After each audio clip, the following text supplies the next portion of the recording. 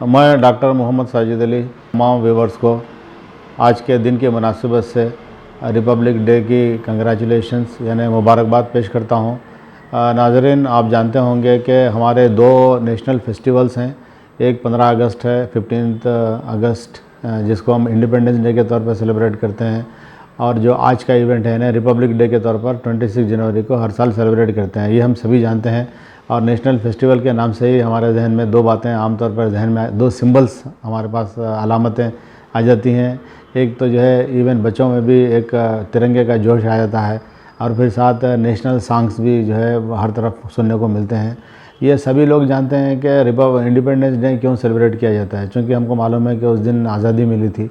लेकिन बहुत सारे लोगों में कन्फ्यूजन है कि रिपब्लिक डे क्यों सेलिब्रेट किया जाता है।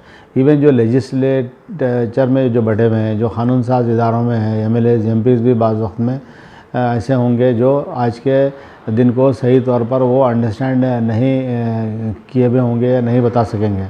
तो मैं इस मौके पर ये कहना चाहूँगा कि जब हमको आज़ादी हासिल हुई तो उस वक्त ब्रिटिशर्स का रूल था, और यहाँ पर मोनार्क रूल था, यानी एक बादशाहत थी जो UK में आज भी है, जिसको कॉन्स्टिट्यूशनल मोनार्की कहते हैं।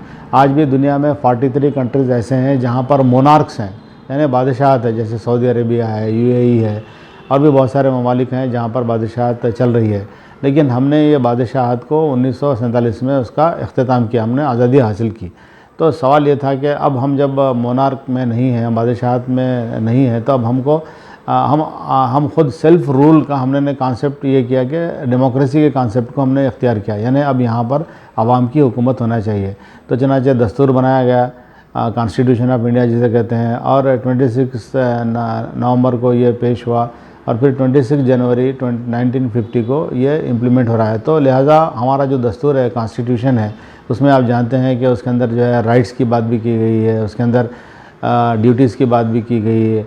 तो हम अगर तालीम याफ्ता होंगे, अगर हम पढ़े लिखे होंगे, तो हम अपने राइट्स को हम समझ सकेंगे।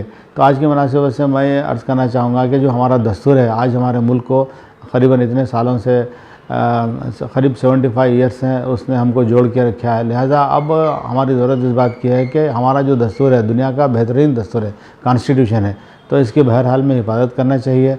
और इस मौके पे मैं ये कहना चाहूँगा कि आज़ादी के इतने साल के बाद भी आप देखेंगे कि तो तबक़ात इस तरह के हैं। कुछ तबक़ात ऐसे हैं जो काफ़ी आज़ादी का फ़ायदा उठाएँ और आगे बढ़े हैं, लेकिन आधे से ज़्यादा तबक़ात ऐसे हैं जिसमें SCs हैं, STs हैं, और मुस्लिम माइनॉरिटीज़ हैं, ख़ास तौर से जहाँ पर माल न्यूट्रिशन ज़्यादा है, ग़िज़ाइयत नहीं है, एनीमिया की कमी है, उनके अपने रहने के घर नहीं हैं, उनके पास तालीम नहीं है, उनके पास तरक्की नहीं है, और उनके पास एम्प्लॉयमेंट नहीं है, और ख़ास तौर से मुसलमानों को तो रिजर्वेशन भी नहीं है। तो लिहाजा तालीम की बड़ी अहमियत है और अवेयरनेस की बड़ी अहमियत है, तभी हम अपने राइट्स को, हम अपने हुकूक़ को एंजॉय कर सकेंगे। तो मेरा ये मैसेज है कि ख़ास तौर से मुसलमानों में, ख़वातीन में, जो हमारी ख़वातीन जो है तकरीबन आधी ख़वातीन तालीम याफ्ता नहीं है, तो हमको कौम को एकजुट होकर तालीम को आम करने की ज़रूरत है, ताकि हम आज़ादी के सही फ़ायदे को हासिल करने के लिए हमारे अंदर शऊर बेदार हो, और ख़ास तौर से पैंडमिक ने जो है ये गरीबों को जो है और मुतासिर किया है। तालीम बहुत मुतासिर हुई है, और ख़ास तौर से चूँकि मैं तालीम से जुड़ा हुआ हूँ गुज़िश्ता 40 सालों से, मैं महसूस करता हूँ कि बच्चे की पर्सनालिटी डेवलपमेंट पर काफ़ी इम्पैक्ट आया है, काफ़ी असर पड़ा है। तो लिहाजा हम वालिदैन, समाज के सब और हुकूमतें, हमको ये मिलकर कोशिश करना चाहिए कि बच्चों पर जो पर्सनालिटी डेवलपमेंट इम्पैक्ट आया है गुज़िश्ता 2 साल से कोरोना के वजह से, उसको हम किस तरह से कम कर सकते हैं, ये सोचने की ज़रूरत है। तो लिहाजा आज के मौके पर मैं 2 बातें कहना चाहूँगा।